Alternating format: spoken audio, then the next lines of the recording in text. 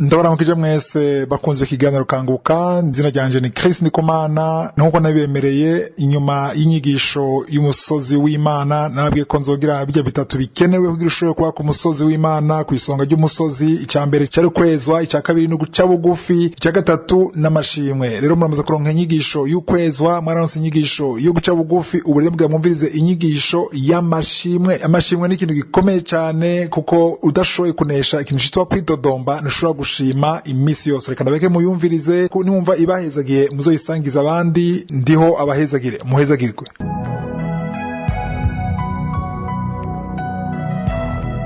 Ntushobora kuvuga amashimwe utavuze iki?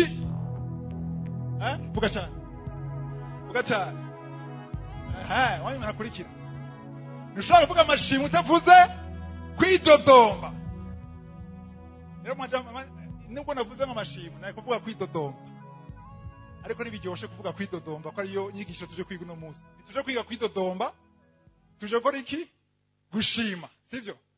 Rero kwidodomba gituma icyo mbangerako cyane, kuko utagishoboye kugikura mu nzira nta kurushaho gushima imisi yose muri vyose. Batasaniko abambere igice cya 5:18 ngo mushime muri vyose, ngo en toute chose. Muze kubyumva? Rendez grâce en toutes choses. Mushime muri vyose, sivyo?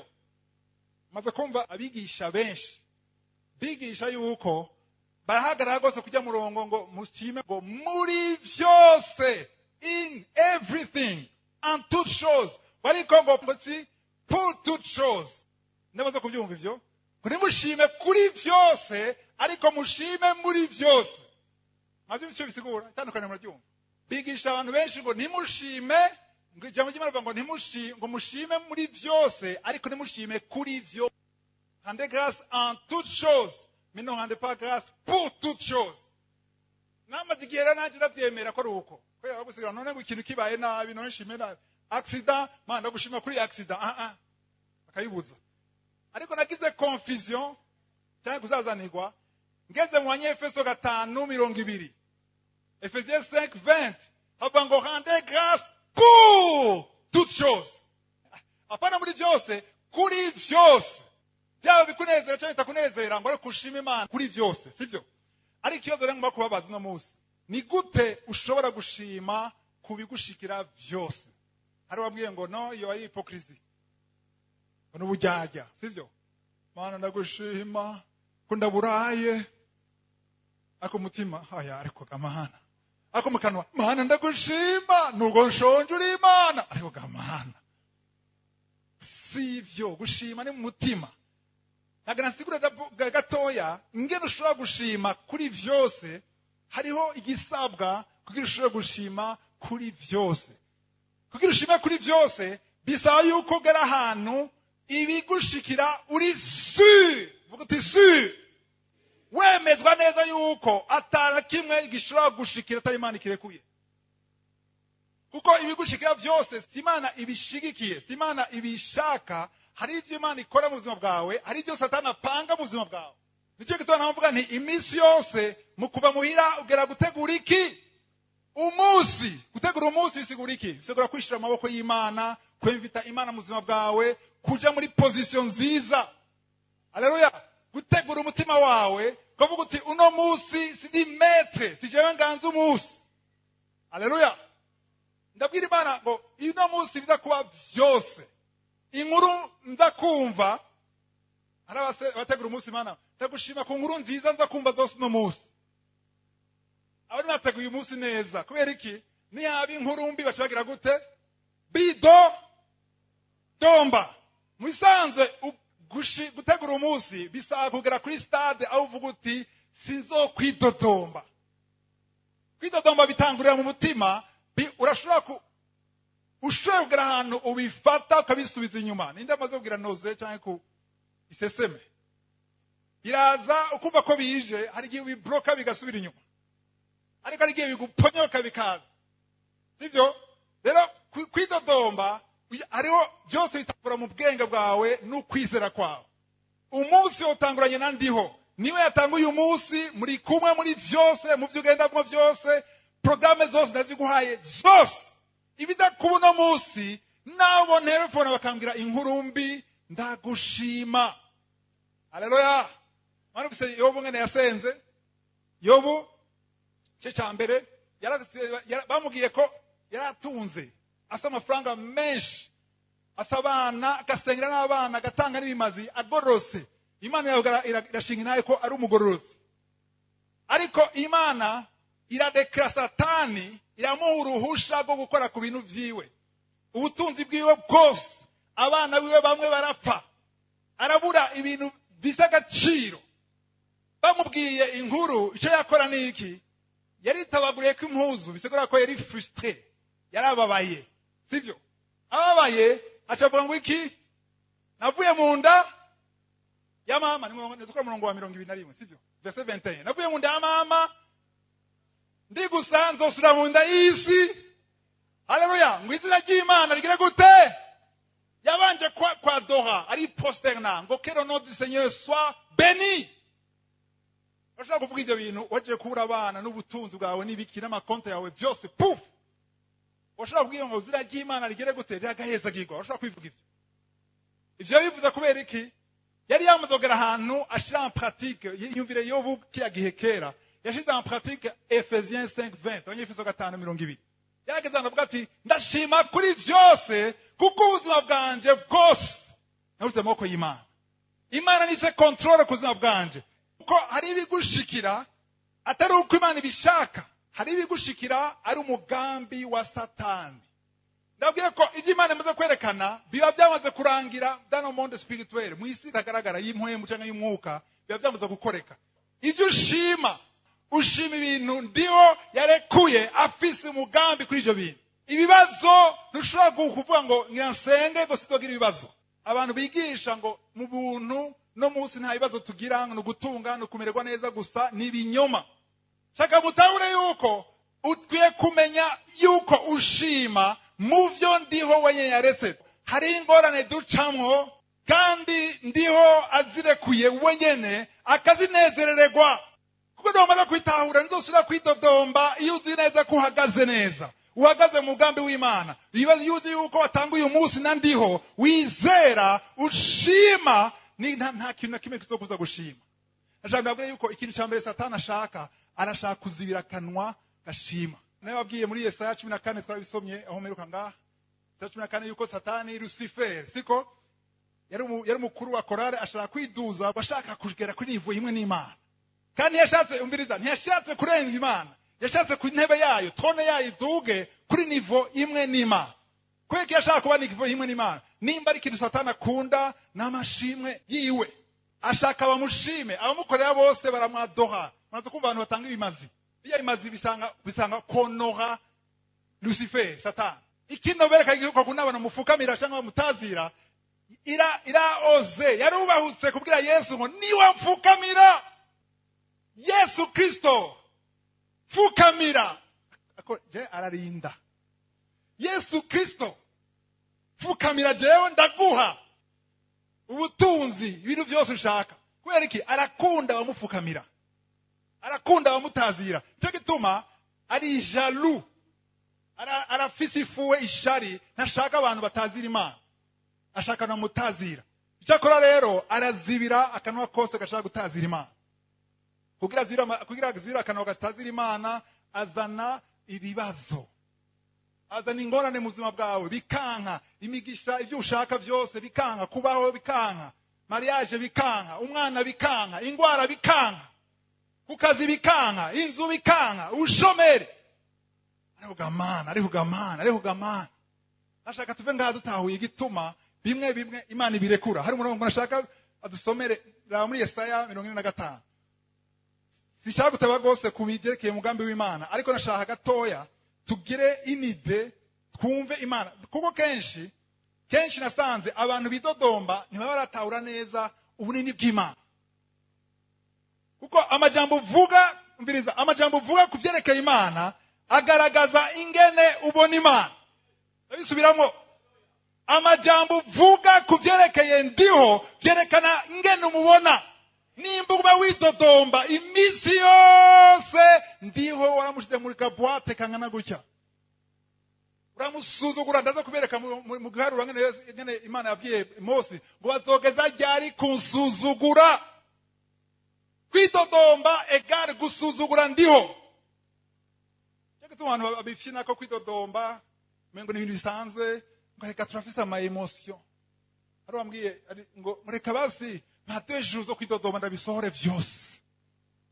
Bamuzombwira ivyo bintu vyaho. Abo nubisohora vyose uravyinjiza vyose. Reka tusome umurongo w'icenda. Sishaka gusoma imirongo myinshi. Umurongo w'icenda Esaïe 45 verset 9. Verset 9.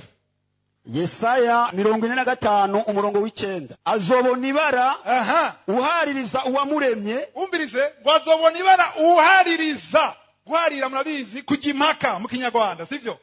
Azobona ibara uhaririza uwamuremye kandi arakajo mu tujo two kwisi. Akaje n'akamanyu ka vaze. Mbega ibumba ryobaza uriko araribumba. Mbega ibumba ryobaza uriko araribumba. Riti hari ico wobumba. Mbega ico wokora. Canke igikorwa ukora covuga ko atamaboko ufise. Simbira ku 11 verset 11. Uku niko Uhoraho agize. Uku niko Uhoraho agize mumvirize. Uwera wa Isirayeli. Umuremyi wiwe. Ati mbega murambaza ibizoza. Mbega murambaza muriyane mumbaza. Murangaba kuvye abahungu banje n'igikorwa c'amaboko yanje. Murumva umubumvyi aranje afase argile ibumba arafashe forme igikombe agihaye umutwe umeze gutya. Turikome ngo kweli kumahaye umutwe umeze gutya. Umubumvyi acavuga ati mbega wowe urambaza. Jewe umubumvyi ndaguha forme shatse. Mbega wariho imbere yuko haba wari iki wagikombe wewe wari iki? Wari argile unagwaye forme utanga gusa neza ngo utanga kuvyimba rero. Ugiye ahantu muri mize barakuraba wari iki ndagukuye mu gitaka mwivu. Ndakubumba ndaguha forme keza. Oya hariho akaburungu.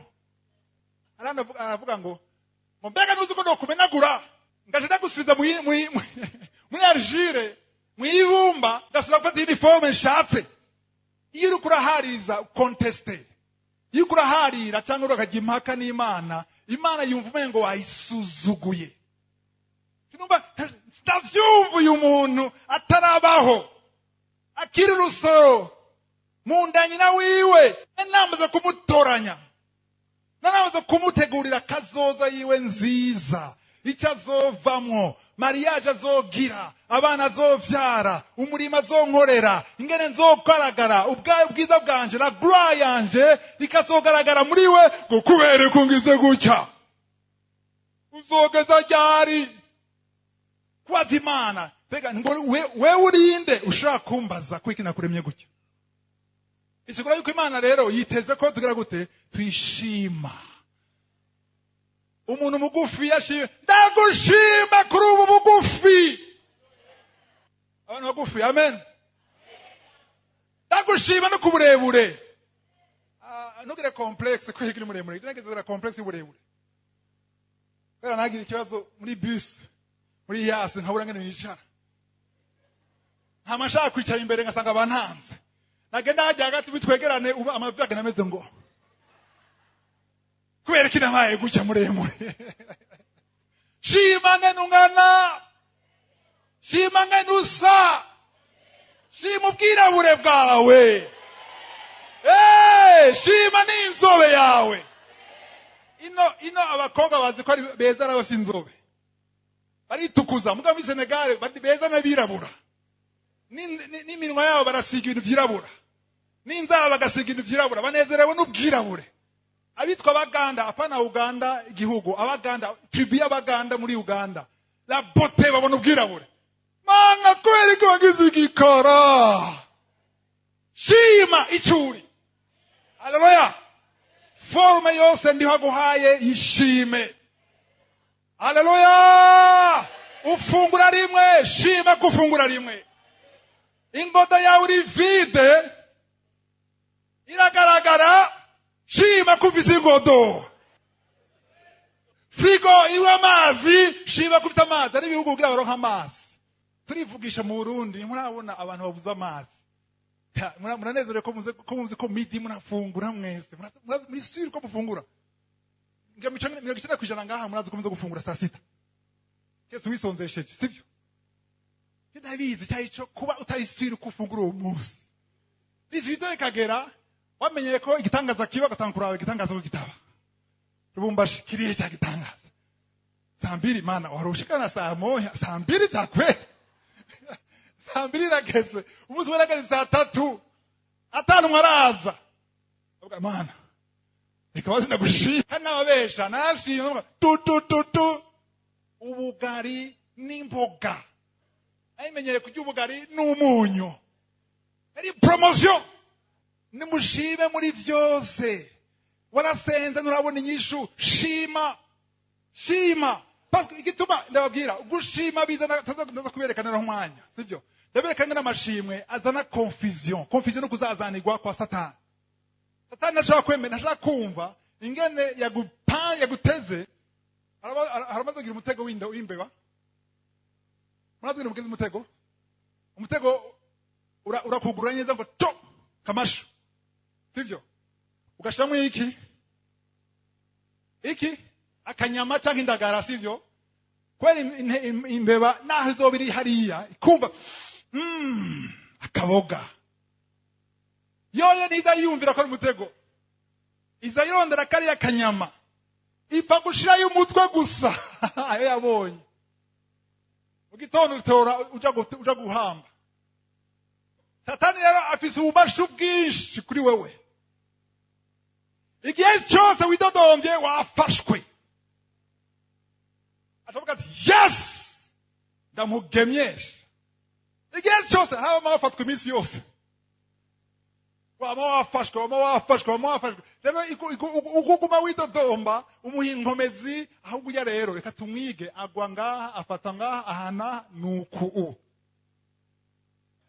rero iyo yateze umutego agashaka nyama ukunda akabona urakaravye wapi gera umuntu nyabaki confusion azazaniko atahura sivyo rero nje gituma igihe cyose uri kurasenga mu masengesho yawe ko inumbero niyo kumenya ngene ushobora kuja ku musozi w'Imana ugiye mu masengesho wame witeze ko wakira ivyo ndiho ashaka hano matabwa kumva ya majambo kwakira ubugombe bw'Imana kanguka devise murayizi kwemera ubugombe bw'Imana niyo butandukanye no bw'iwawe none gute ushobora kuba kwidodomba kandi watawe ko ubugombe bw'Imana butandukanye no bw'iwawe bisigura yuko ushaka kubw'iwawe ari bwo buba rero nukumenya yuko umaze gutahura y'amajambo twasoye muri Yesaya 45 ukamenya neza ubushobozi bw'Imana nuvuga yuko ubugombe bw'Imana ubw'iwawe urabwibagira mana ndaje imbere yawe ndafise ikibazo ndafise ingwara itarakira nimba itarakira sukunaniwe kuyikiza ari amajambo uvuga agaragaza ko wamaze gufata uruhande rwo kutagwa mu mutego ndashaka promotion sukunaniwe gutanga promotion ndashaka umwana sukunaniwe ko n'umwana sukunaniwe ko ngira mariage ariko ndahagaze nga nta kintu na kimwe kimbuza gushima hari igituma utarabikora sinegeza kucyumva abantu bace bashaka Imana igumabwira igituma ikora ibyo ikora Imana irashobora guhishurira ariko Imana iteza kwama yisigura imbere yawe hariho souverainete y'Imana hariho ubunini bw'Imana Imana wemere ko ari Imana nimba imbere yo kugenda kuraba umuvoisin negeza kwanza gusaba uruhusha teza kwanza akoro yawe nuko wewe uri hejuru si ubasha kuri jewe rero Imana hari ibintu byinshi hishura na Abraham yamubwira amabanga sivyo ariko ari kitavuga kubera iki kubera ni Imana twemere ko ari Imana twange kwanka ko ari Imana haleluya ivyo ikora byose ni Imana amen hari kintu nshaka kubasigurira gatoya hari ibintu byinshi Imana igize imisi nyigisha ngo kwesigurira mu kuri rukundo rwo gukunda Imana unda bankunda kandi abandi ndabudahumeka bazombona ibyizo rya mbere no kuvuga ngo kunda Imana ni iki apana karimi kawe kose gusa, umutima wawe wose, inkomezi zawe zose, ubwenge bwawe bwose. None urwo rukundo ukunda Imana n'urukundo ruruhe? Ntukunde urukundo nkunda kwita urukundo rwo gukunda inkoko. Bande akunda inkoko ngaha, batinya kutuza aho sha. Ubundi tuziga akunda inkoko, poulet, inyama y'inkoko. Aje ndayikunda, mutinye. Sibi gukunda inkoko, ndayikunda jewe. Sivyo? Ariko nayironse ubuzima burabandanya. Kandi nayironse ndashima, sivyo? Abantu bakunda inkoko, ngenda beke yuko mutayikunda. Abantu batunze inkoko mu rugo rwabo barayitwararika. Veterinaire araza chaque semaine teza mutoyi zikunda gupfa. Igwaye telefone, boss, ya nkoko, veterinaire nyaruka. Inkoko zanje ziratoshe. Ziko zirajya ngaho, yo data buja aradukunda. Aradukunda. Sindaga fete kabaye. Hariho fete yo gusohora umukobwa wawe. Ya nkoko yari yagaye ngo data buja arankunda. Mbega cya gisuka iri he? Yambuga iri he? Ya nkoko ukunda. Washaka urashobora kuyifatira wenyine. Cyangwa ubwira umukozi wawe, fata neza ku izosi. Ya nkoko itarapfa, ikamuraba shebuja, patro wiwe. Kumbe hamwe wamgaburira hose. Hamwe wamvuza hose. Byari ibi. Bari komereza ku sahani. Ariko bavuga ndakunda inkoko, inyama y'inkoko iraryoshe. Rero hari abantu tuve mu by'Imana turafate mu bigendanire. Hari abantu bakunda abantu urukundo rw'inkoko. Hari abakunda abagore babo urukundo rw'inkoko. Ubwo uraresha umukobwa ubona inyungu zawe gusa. Ibyo uvuga byose urafise ibyo uri kuraviza. Hariho mission. Iherera hehe muri wewe. Inyungu zawe. Cyo gituma Imana yagarara, ijambo ry'Imana yagarara gose ku rukundo, kunda l'amour du prochain. Yesu yavuze ngo nta rukundo rusumba gutanga ubuzima bwawe kuri mugenzi wawe. Haleluya. Niko rukundo rwatumye Yesu yitanga ku bwacu. Hano majambo munyumve, ukunda inkoko urayigaburira. Abantu bakunda akayabu muri Afrika nta bahari. Hari bagafise mu nzu. Afise akayabu mu nzu. Angaha ninda turamfise akayabu. Okay, abasimbwa ngaha. Abasimbwa. Imbwa zanjye ziraja muri salon. Tuguma hanze. Nababwira abantu bakunda imbwa kubasumba. Abazungu uretse kushika muri salon no mu cumba no gitandira jaye. Abazungu bakunda imbwa apana nk'urugo rukundo ukunda inkoko. Imbwa bayigira nk'umugenzi wabo. Barayigaburira, barayikunda. Kana babwira inkubiri byanshikiye. Cyo Imana yakora nyigisha. Byanshikiye musi umengena muri Amerika ushikira mu bazungu, famille y'abazungu. Muri iyo nzu rashikiyemo ngira ibyago. Sanga imbwa yabo igira ipfe. Bayitwara kwa muganga, kwa veterinaire babwira ati iyo mbwa twakoze dushoboye genda muhira urindire urupfu. Umunsi umwe cyangwa ibiri apfuye. Shitse byose mu gitondo sanga ikiriyo umugabo yifashe ngo. Umugore nawe yakunda gutwenga wapi. Iyo mbwa yitwa Bobo. Ndafanda yibagiye. Ko Bobo girapfa. Nkumva bigarukiye nkabwira none hari ico. None ipfuye imbwa nizuzuye. Yafise umukobwa wiwe ari muri Swiss. Yarongowe n'umugabo wo mu Swiss. Baja kuri s'il vous plaît. Bagera kuri yita FaceTime kuri iPhone. Bahamagara umukobwa wiwe, Bobo girapfa ngo shaka kumusezera. Bacatumbereza kuri Bobo kijyamye hasi. Umukobwa ari muri Swiss, Bobo ndamuraba jera ikigugu ngaho ndabaraba. Bafashwe nibi. Uwo mugabo rero, umugabo ni yanabiraba ararira s'il vous plaît amarira. Abana kwigirisha amarira. Ndamwazane ndamukunda mbwire condoléance. Ndaburi ndamubwira. Uwo mugabo nawe, he was a good boy. Wari muhungu mwiza. Imbwa. Rumba barayikunda apana bya bayije. Kana apana bya icunge n'inzu kwera bayikunda gusa.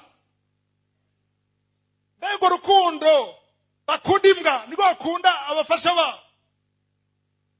umwe satani yacuritse ibintu ni hehe handitse ko dukwiye kunda imbwa cyangwa ibikoko byanditse hehe kunda mugenzi wawe apana imbwa yawe umuriza imbwa yawe nimba yikunda nugira icunga urugo abasuma ntibinjire ya nyuma inkuru ya nyuma nyeretse urukundo bazungu bakunda imbwa ahandi naho nje mu yindi family yari umutamakazi yakunda imbwa Bobby biteye ubwo yari ishaje hamwe itakicyumva umuza siga mu nzu yiwe agiye ku kazi arantelefona ngo Bobby wona sinziriye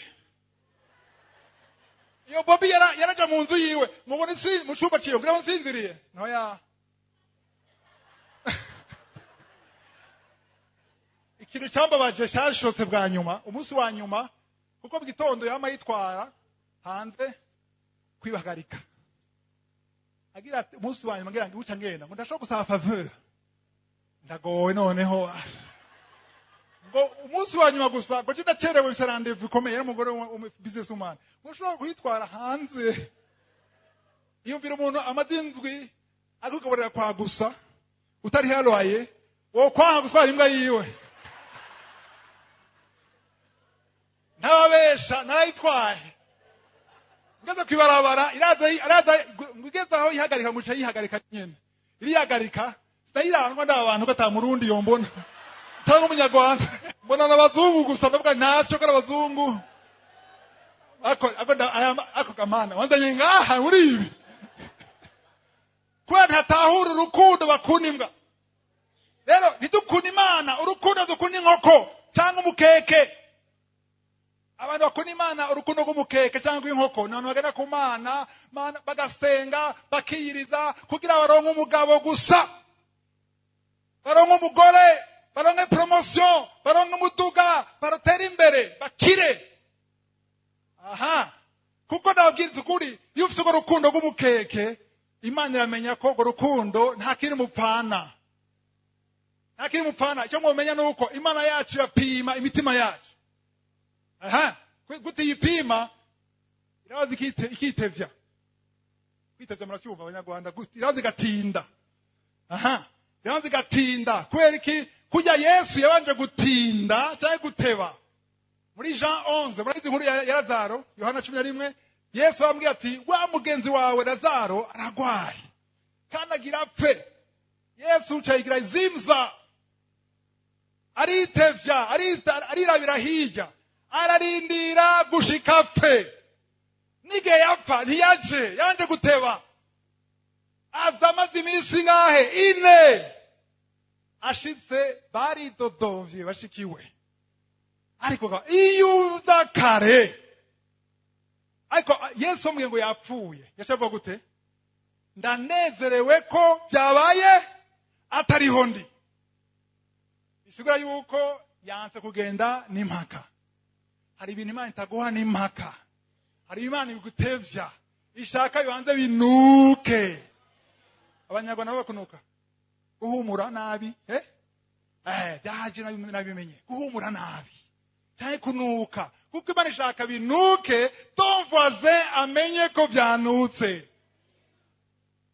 Mana barancishamwe ijisho ifo kwa igucishamwe nyene kugira babone ubwiza bwanje babone ubushobozi bwanje bamenye aho nagukuye abantu bagana imbere y'Imana mana fuka ahubwo ndakura byose ikirato gitoboke ikoro ipe ndashaka ubwiza bwanje bugaragare kuko niwaguma uri bien bizoboneka gute none ishoka ifo kwanza kuba kao hamana vyegeranye byose rero iyo kao ababitahuye ntibidodomba ndagushima kuko biriko biraza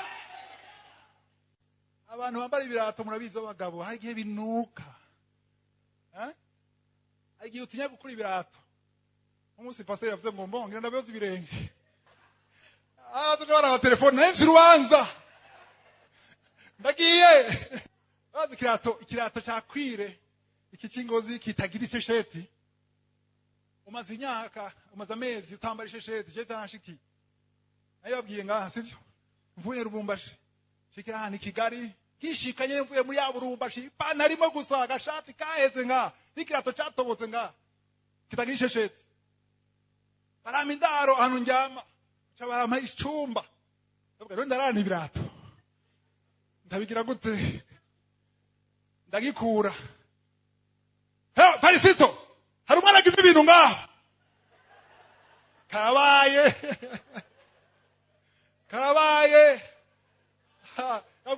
biraryoshe kuca ngaho kugira ushime niwahava. Nambwira abantu ni biraryoshe gutangura umuduga usunika apaya gutangura ku muduga wa class. Umuduga wanje wacu wa mbere murawuzi. Jira rihe. Siari kumbera témoin. Umuduga wa mbere naronsa i Mercedes fabriqué mu 1990. Hanze asa neza mugabe indani yaraheze. Nuguhanya navuga ati igeragereze jeune nturi gutangura ubuzima. Shize ngaha umunsi wa mbere shize ngaha madamu weje ambwiye ngo turagusunika no munsi acokoza ega byabaye byo yashitse byanga yumvira umunsi wa mbere na Mercedes bakora gusunika ngaha naye sigaye gaza hano ngiye mu rubanza nasohoka kare nibyanka mu gitondo kavyuka très tôt le matin ko madamu namutwara akazi kavyuka kare haba ndashofa imotere ariko bikereye guca ngaho kugira uvuga ati uno munsi ndasa cya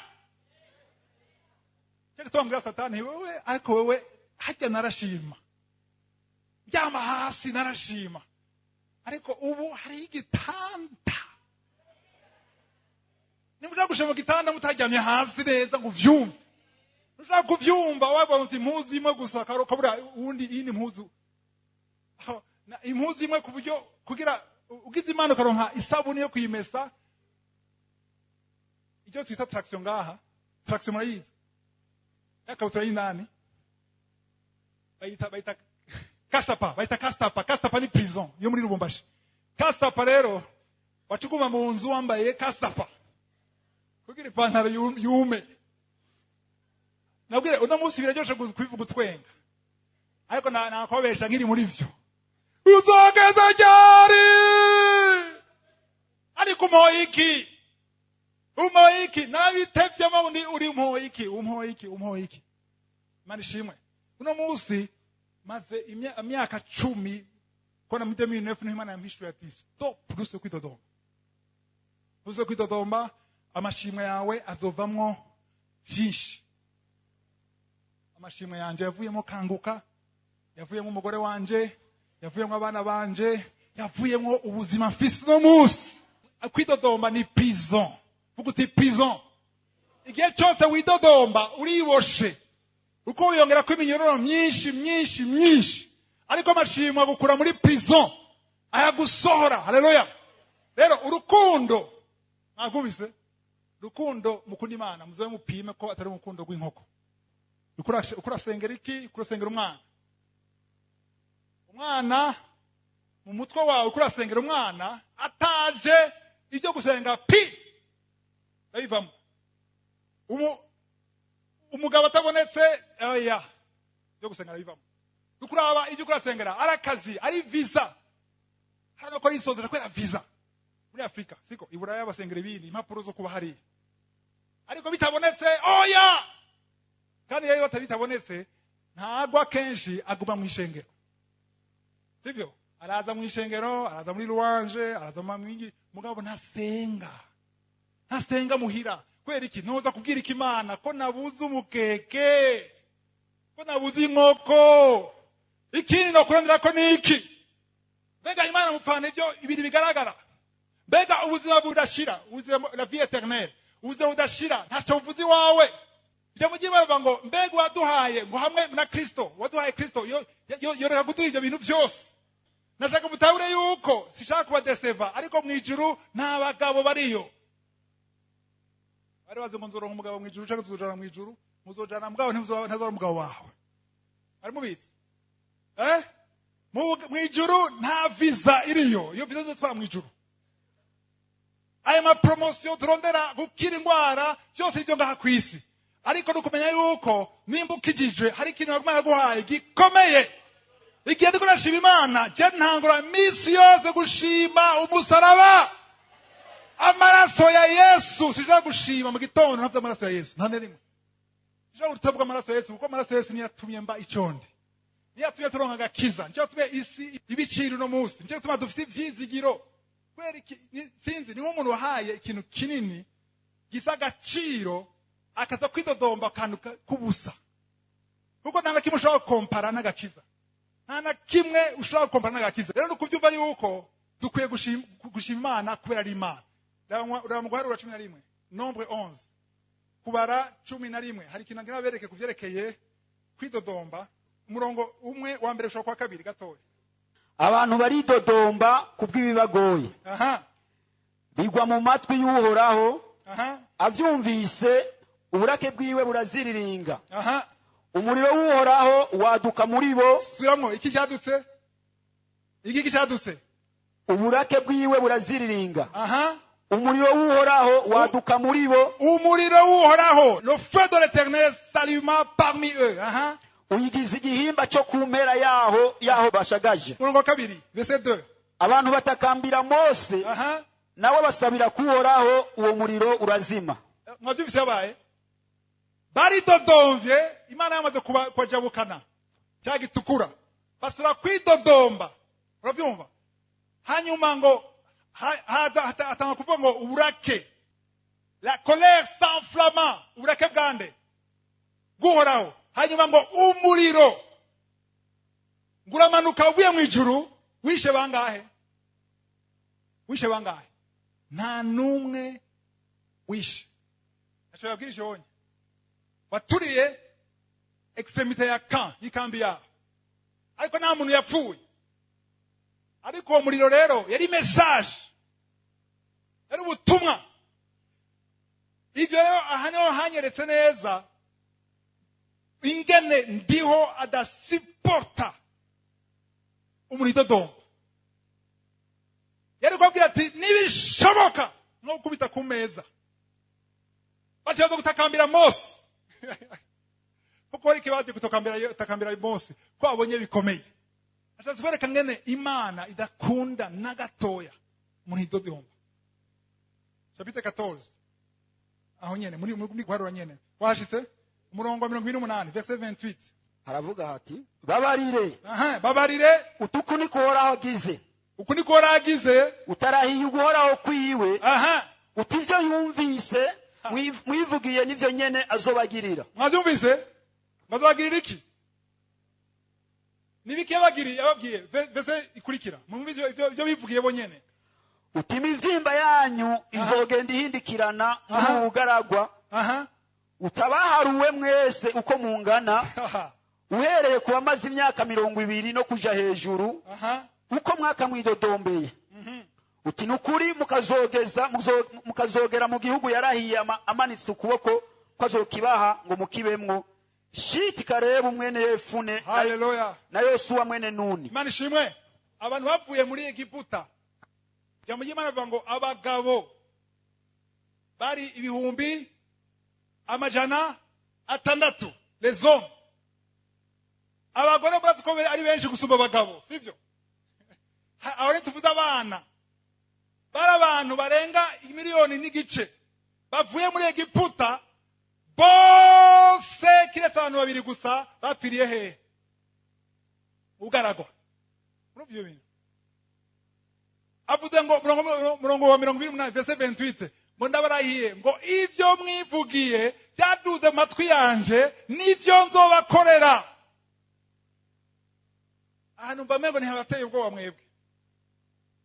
Je arantera ubwoba kubera chansanga gusura kuraba ivyo mvuga mu masengesho n'ivyo mvuga mbwira abandi.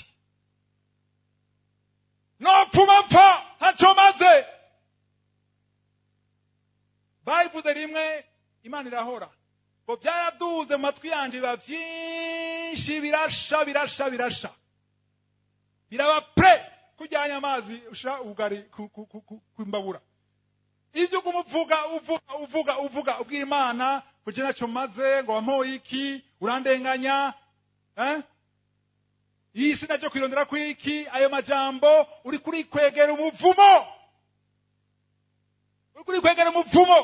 ntacyo bimaze sengera iki ngo ivyo mwavuze n'akana kanyu sizokora ibindi nzovuga ivyo nyene mwavuze ngo twofuma dupfira mu bugaragwa reka rero muhapfire kiretse abantu babiri gusa bizeye ivyo Imana yabateguriye. Imana ishimwe.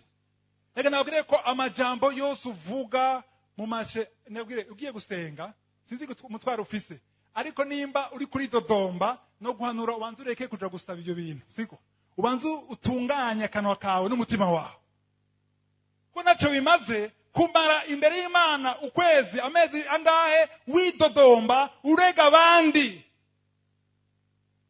kurega muravyumva kurega abandi kubera ikinaka yaronse herabo rya asabana batoya murabizi papa arantwaye ivyanje ambwiye gutya nababwira abana iyo baje kuregana abana bane gati abana b'Imana barakundana baraza no yagize ibi abana b'Imana bwira ba complete barakundana bashaka kwira uhanuje no cumya ngo barakundana ndashaka duhindura imvugo bene data haleluya duhindura imvugo tumenye murongo 11 so murongo 11 verset 11 ajya nyene waruri nombre 14:11 guharura 14 murongo wa 11 Uhoraho abarira Mose ataba abantu bazogeza hehe ku nkengera abantu bazogeza hehe ku nkengera nabogeza ngaho abantu bazogeza hehe ku nkengera canke kunsuzugura bandanya heza umurongo bazogeza hehe kutanyizera naho nakoreye ibitangaza bingaho hagati muri bo. Haleluya. Mwajubise mani majambo muko bankurikira mani majambo kwidodomba egal kutizera mutavuga amen nivyo kwidodomba egal kutizera siko Imana ivuze none kwidodomba egal gusuzugura Imana cya kabiri kutizera. Haleluya. Ngo kweriki ngo bazogeza ryari ku nkengera cyane kunsuzugura kweriki bivuze gutyo musomye bari kwa ridodomba bavuga ngo twofa dusura muri Egiputa tukajya inyama makonkombre kera nambara nkabegwa ariko n'umunsi nawundaba kera nadefira abo ni buntu atarabohoka kera gasha umbonyesha najanjaguwe kera yo naritera nkarisama nturabohoka wo kuzitura gusa. Pawulo avuga ngo ibyari inyungu byahindutse ubuhombe ahandi avuga amadeshe umucafu biranukira sinifuza gusubira muri boîte de nuit nisubira gusambana n'abandi bakobwa atari umugore wanje ntabesha sigishaka kubesha nimba ivyo wakora kera mw'isi bikikujyohera no munsi ntubikora warakijije mugabo nturarekura ndibuka nk'ikizwa amaze nk'imyaka nkijijwe acha ahantu nkumva dombolo ya solo Koffi Olomide wasanga mpagarara iyo sinarengana aho niko ravuga mpagarara ngaho aho magira ukuguru ngo aho nakijijwe mugabo karacariyo kadombolo karacariyo kakwiye gupfa kakagubihira kavuga uti bya bintu nubwo biryohera umubiri ntibiryohera impwemu yanje. Nabwire umuntu nashaka tugera ahantu uvuga uti ibitahimbara ndiho ibitanezereza ndiho nubwo byoba binezereza jewe biragahera ntacyo nshaka nashaka ububoga w'igifua kashi je m'en fous kumanwagwa na rucari ndiho akanezerwa na rucari kuko ni rucari aramugira umugabo muzima. Twabwira ni emera ivyo Imana ishaka nivyo vyiza.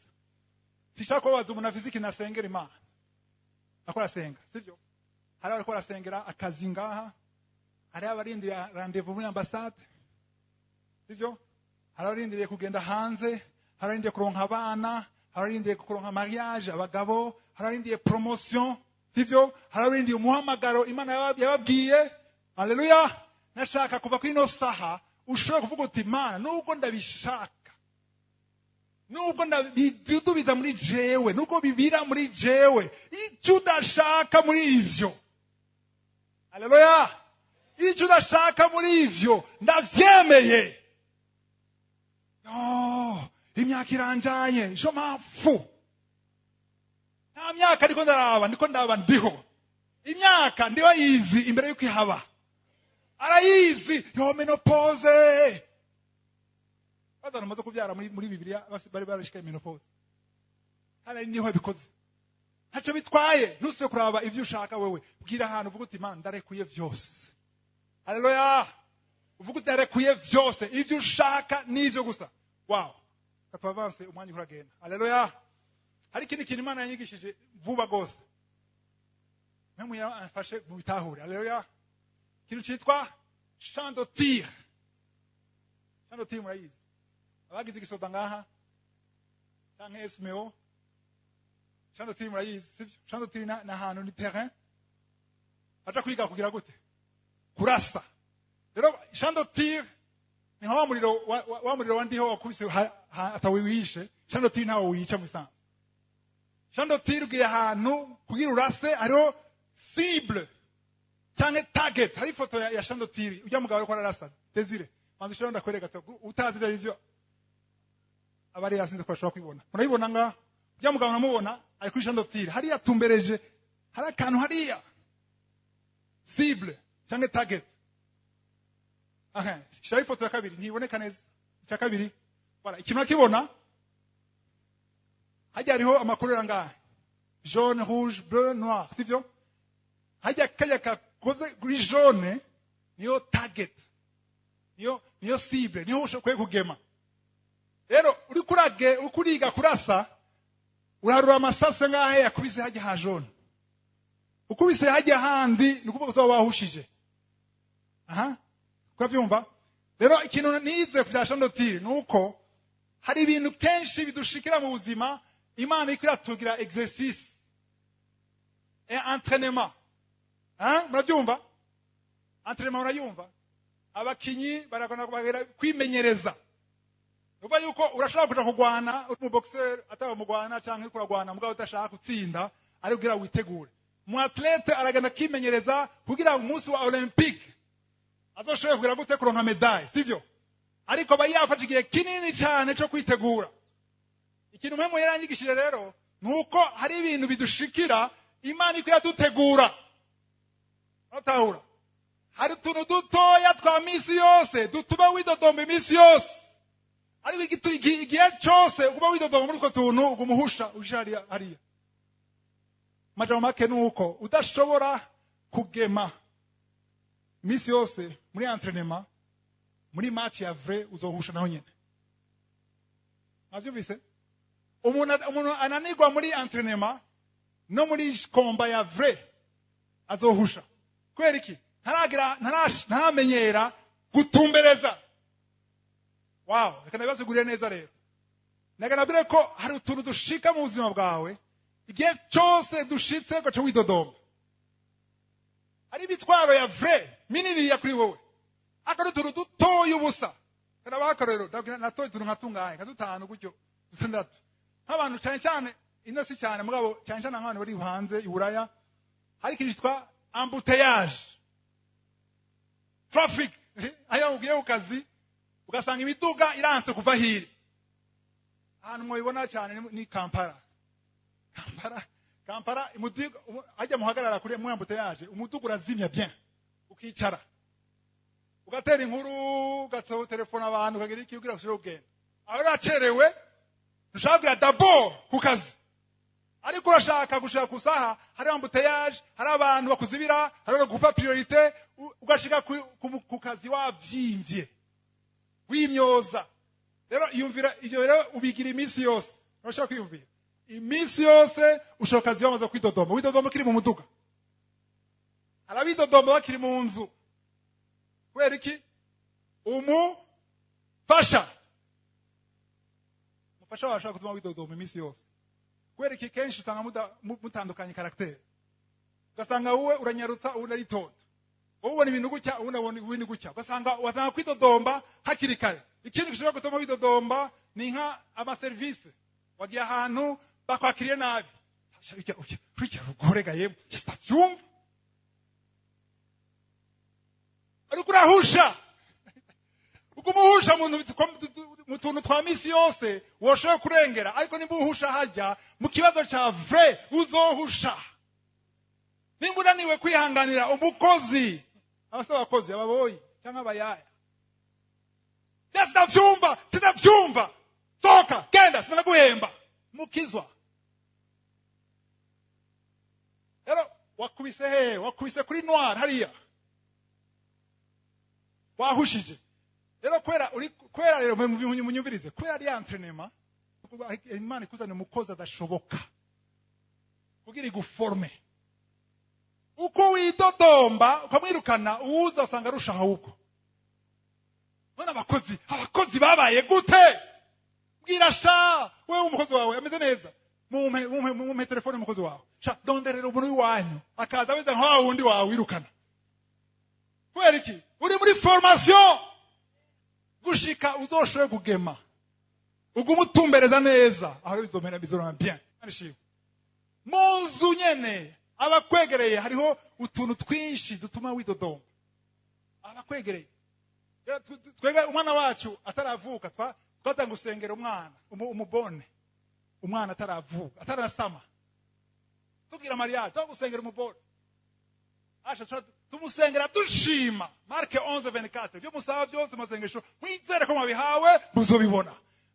Imana iramuzana atuma tudidodomba turigaramira mu nyuma yato tutanga kuja muri entraînement y'umuboyi uteka yanga agenda shana abanya ko ya quelque chose kwe magenda imporegwa imusinzi cyabwira turabana madame nambwira ntumvere nabwiye rero usenge kuko twasenga cyagihe dusenga Imana kandi ushime haleluya Imana icyacinzira kubera utaraguma ugema hajya nka jone izoguma bigaruka n'abakolege ku kazi hashabuza abakolege bakwataka bakubwira amajambo mabi baguprovoka cyangwa umupatron adashoboka cyose vyumva une cyandondera kwiki namba nyipfuza hakwifuza uri muri formation inyifato yawe nabwira ama circonstance kuracamwo ntatwiye gutuma widodomba Imana ica muri byinshi imodoka asibiduka itara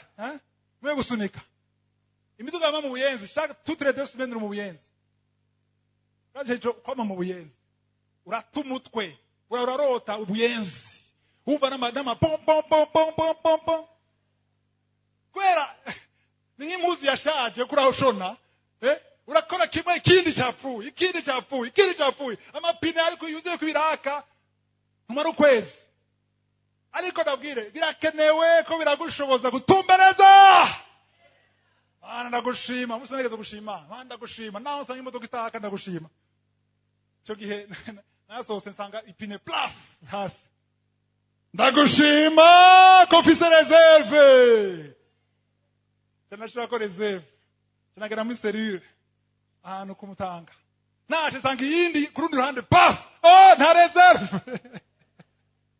urashima cyasanga rero Imana ishaka kunyigisha gushima muri vyose bitagenda sivyo urutuga rwashaje rurajegera ndagushima ko ndarufise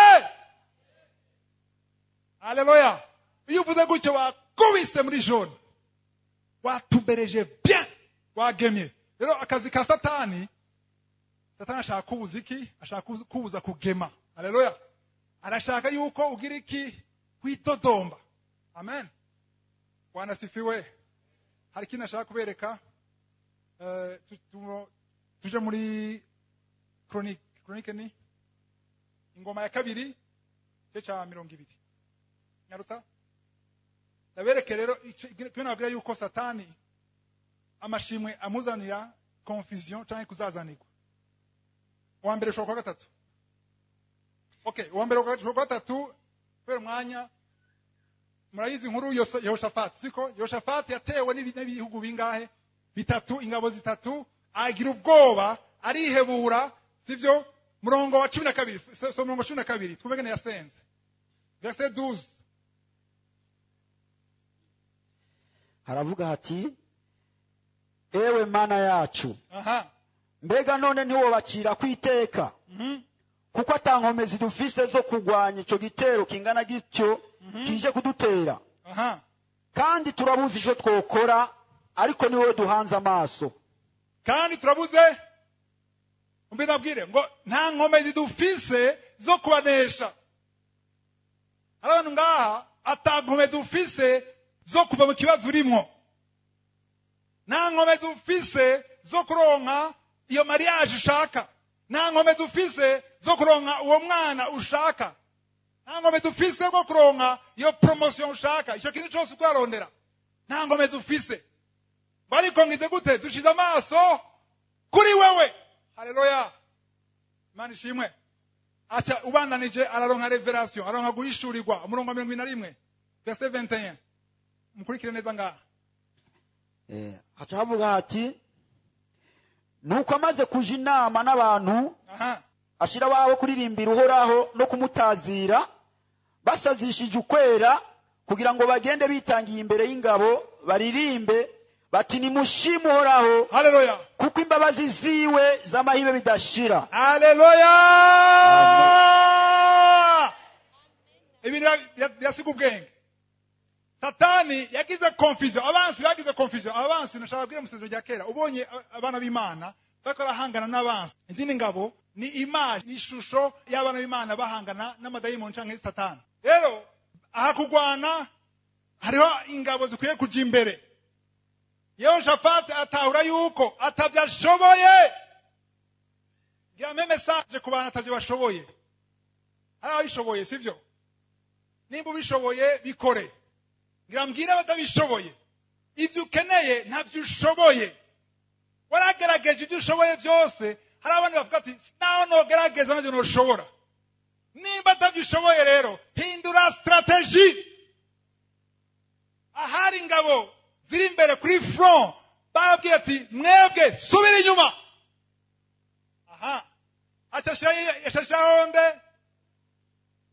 Emmanuel Bella Goro mujimbere korale jimbere bavuza amajambo ameze gute tubiramwa amajambo avuze nayahe kadasome mu kirundi yavyo gute imbabazi zawe zamaho ngo sa miséricorde dure à toujours jewe gihe cyose nsenga sishobora gusenga simvuge nti imbabazi zawe zamaho ibihe bidashira sishobora kutabivuga kuko imbabazi z'Imana nizo zitugize ico turi uno munsi haleluya mugiye kuraba nta mwanya dufise mwandike 2 Chroniques 5:11-14 ingoma ya kabiri ico ca gatanu murongo wa 11-14 musomye bakwaga dedicace batanguye bakwarugurura le temple de Salomon ihe inzu y'Imana yubatswe na Salomo ku murongo wa 13 verset 13 bavuza amajambo nyene ngo ineza yawe imbabazi zawe zamaho ibihe bidashira turi kumwe ndashaka mugerageze je ndakunda kwinjira gose muri scene iyo niko biraba hari ingabo cyo gihe barafise imiheto bamaze gufora munavyumva bagaye bamwe bari hariya à droite abandi à gauche abandi imbere barinde ko namwe mufora ineza yawe irondora ineza yawe mana irondora haleluya ineza yawe irondora ineza yawe mana imagine ya miheto bakwaye mu mutwe n'ibiki batanga kuri abana barasaze murongo 22 verset 22 aho nyene 22 chapitre 20 22. nuko bagitangura kuririmba no gutazira bagitangura kuririmba no gutazira uhoraho ashiraho guca igico abari baje gutera i Buyuda aribo bamoni n'abanyamowabu n'abavuye ku musozi Seyiri baca basubiranamwo kuko abamoni n'abanyamowabu baciye bahindukirana abavuye ku musozi Seyiri kugira ngo babice babageseze. Keza kuri 23. nuko bamaze kuherengeteza abo banyayiseyiri bisubiranamwo ubwabo umuntu wese na mugenzi we bashirako baricana baramarana. Byabaye abana ba Israeli bagira gute baraba byagenze gute mwabyumvise byagenze batanga kuvuga ngo ineza yawe ntawe irondora habaye iki haciye Imana Dieu a placé embuscade. Sinzi icyo Imana yagize shokwa yafashe umuheto umwe wari hariya uraba ngaho ucahindukira uraba hariya sinzi ko nibajina bari wumva umuheto utuvuye mu bansi ni wewe si jewe nabonye umuheto wizana reka nanda kwereke baca baramarana baricana abana b'Imana baraba gutya. Haleluya.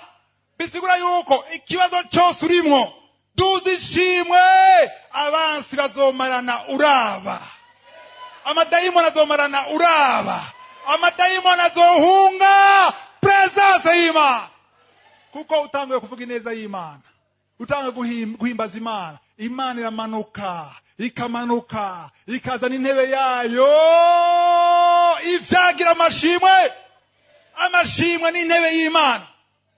Haleluya. Imana yamanuka nubwo warayubusa tanga uvuge ineza yawe. Haleluya. Confusion tera confusion satani vuga uti confusion kuzazanirwa satani azazanirwa gutanga guhimbaza. Soma mu byakozwe n'intumwa 16 cyo turangiza acte 16 nyarutse ndabereke ingene yindi confusion. Haleluya. Ko ndabira jewe. Haleluya. Wow. Acte 16 soma mu 22 verset 22.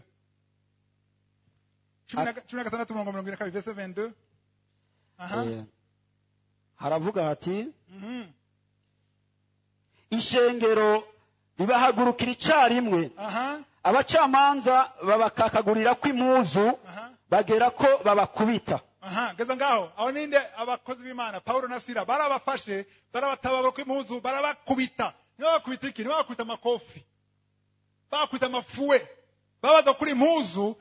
Ndabonye filme yitwa Kunta Kinte la Racine ndayiravye murabengene yakubitwa kujya niko bakubita inyama zikavayo n'amafuwe barakubitwa baziraki kuvuga ubutumwa bwiza batarafunga. Verset 23 tunyerutse 23 bamaze kubakubita inkoni nyinshi babashira mu ibohero babarira umurinzi kubarinda cyane babacunge bababoshe. Bandanya 24 nawe abari watyo abashira mu nzu yo hagati arobeza amaguru yabo mu mpatane z'ibiti.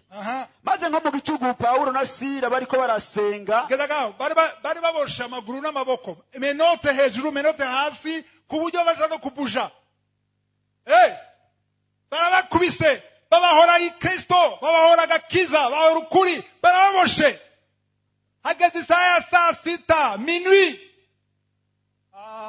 Bose bajya minuit saa 6 y'ijoro abantu bose babajyana.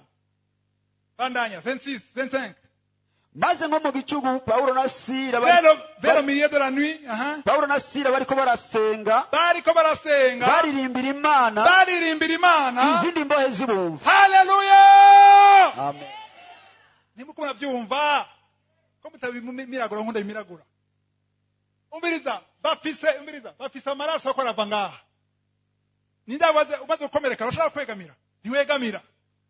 Hariho menote ngaha hariho ngaha umusaya nta mericichrome nta sparadra nta na kimwe namwe bavuye bariko barabara bari kubati mana dutabare ineza yawe ntawe irondora ineza yawe mana ntawe irondora. Abaprisonniers bose baravyuka Abayahudi basaze basha ngo bose barabumva bakavuga ineza yawe urukundo rwawe bavuga urukundo rw'Imana bakubiswe. Verset ikurikira 26. isi ica inyiganyiga cyane giturumbuka, Tremblement de la terre. bituma amatanguriro y'inzu y'ibohero anyiganyiga, Fondation iranyiganyiga. ako kanya inzugi zose ziruguruka, Les portes s'ouvrirent. iminyororo ya bose iradohoka. Haleluya. Ubiriza ngo fondation, hariho fondation satani iranyeganyega, utanga uhimbaza Imana mu ngorane, utanga ushima Imana hagukubita hariya ha noir kutari ha jaune. Urayinzara urashima Imana, umugabo araze kuza urashima Imana, wabuze umugore urashima Imana, wanze ubyanze kukira ariko urashima Imana, viza barakwankiye ariko urashima Imana. Nukuvuga yuko fondation ya satani iranyeganyega. Mwabonye ko hacitse iminyoro yande, si ya Paulo nesira gusa, ya bose. Hari abantu bazobohoka kwera wewe, hari abantu bazoronka umugisha kwera amashimwe yawe, bagaronka umugisha wawo biciye amashimwe yawe gusa. Wowe urashima ndi waramanuka ashitse ibi hafi byose. Haleluya. N'umuryango barashaka kuronka umugisha kwera wewe, bakabona barabitsitara ko nabyo byavuye mbwa amashimwe yawe amanuye presence y'Imana. Wow, duhaguruke dushima Imana. Haleluya. Dushima Imana, dusenge, ndashaka dusenge cy'ukuri no jambo rigire ubuzima muri twebwe, dushobore kunesha formation.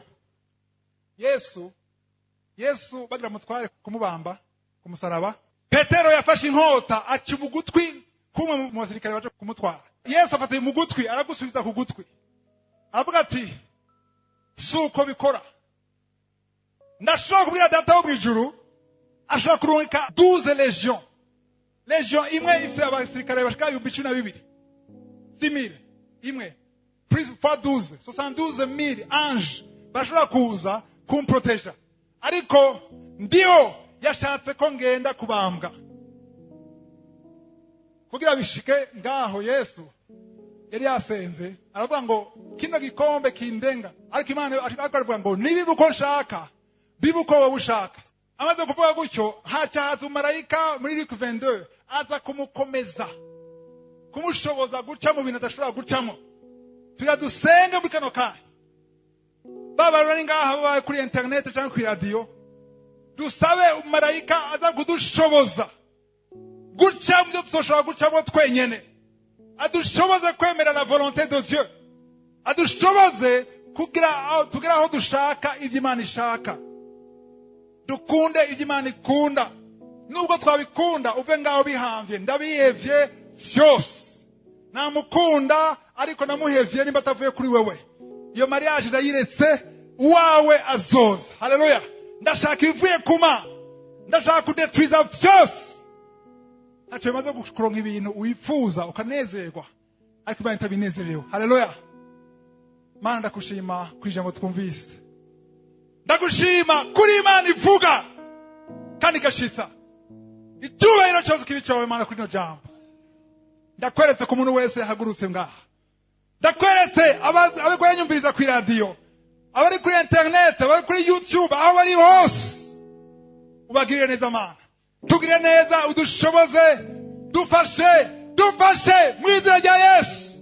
Uturungire umarayika, kumwarungi kumarayika yakomeza Yesu kugira ashobore kunywa kiya gikombe. Natwe turashaka kunywa igikombe cyacu, igikombe cyacu turashaka kukinywa, turashaka inkomezi zivuye kuri wewe, udushoboze mu izina rya Yesu. Ndagushima kwa ndi kurabohora Mana, ndagushima ko kurabohora, ndagushima ku ngwara ukurakiza, ndagushima ku bantu baboshwe n'ishavu ushaka gutuma wiyahura. Mu izina rya Yesu yo mpamwe ihunge mu izina rya Yesu Kristo. Urakoze Mana, turasabye imbabazi igihe cyose twakubabaje, nimba wararugitse umuriro kubera abantu bidodomvye, turasabye udushoboze. Negera umuriro usura kumanuka, negera umuriro w'ishavu ridushaka, dushaka umuriro utongora irya satani byose, umuriro usambura imigambi yose satani. Cyubahiro n'uganza b'ibyawe Mana, mu izina rya Yesu nsenze shima, amen.